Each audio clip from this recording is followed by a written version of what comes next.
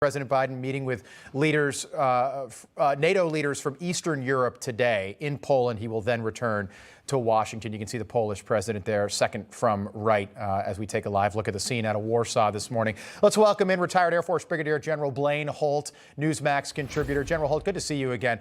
Just want to get your take, General Holt, on the air raid thing, because I get that you're gonna make this big dramatic Monday surprise trip to Kyiv, capital of Ukraine, and shock the world there, and catch the Kremlin by surprise. What did you make of that report that basically this sound right here was all staged? Yeah, that's exactly what it had to be. But, I think maybe they told the president, look, we're going to have this air raid sign to signify, the significance of your arrival or something like that. We're using it for a different reason. But I'm pretty sure the other people in Kyiv were like, take cover, get down, here it comes.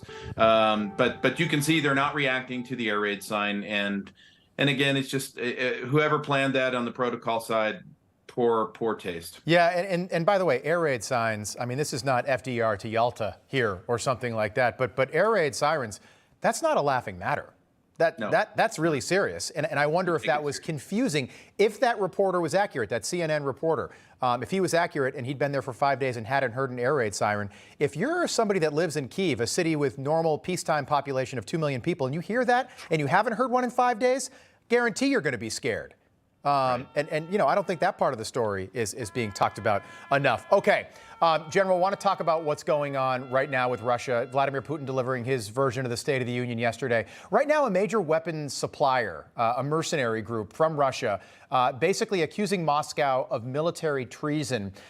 He says chiefs are refusing to supply the group with munitions and are seeking to destroy it. On the one hand, 1 week, it seems like Vladimir Putin's got cancer and things are falling apart. Then we see him yesterday, and it looks like all is well in Moscow. How do you read it?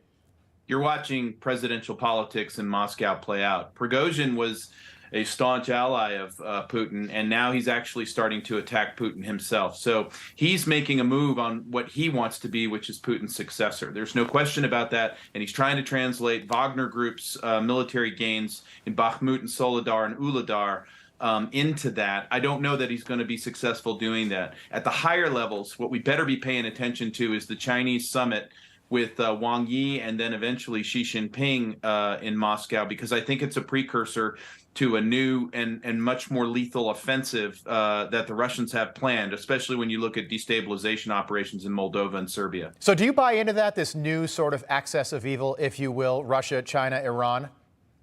Oh, yeah, and don't forget North Korea now. They'll just get upset that you left them off the table there. Right. The four horsemen is what I call them, and they are very much locked arm in arm, and they've got the globe covered.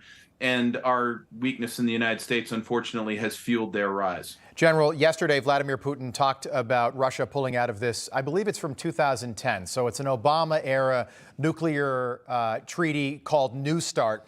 Vladimir Putin indicated that Russia will be pulling out formally moving forward. Is this as big a deal as it's being made here in the United States? Because this treaty was on it had been sort of falling apart for a while, hadn't it?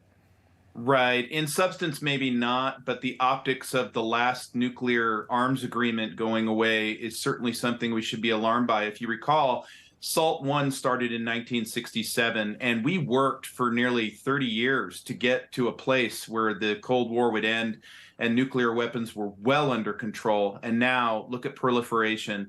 And now the Russians are saying, look, listen, 6,700 of our nuclear warheads are able to be deployed anytime we want, and we don't care about your opinion. Right. And you were with NATO for so many years. I ask because apparently NATO inspectors would go to Russia and look at their nuclear weapons, and then they would come to the United States and look at ours and make sure everybody was complying. But Russia, for the past couple of years, had been turning down NATO inspectors.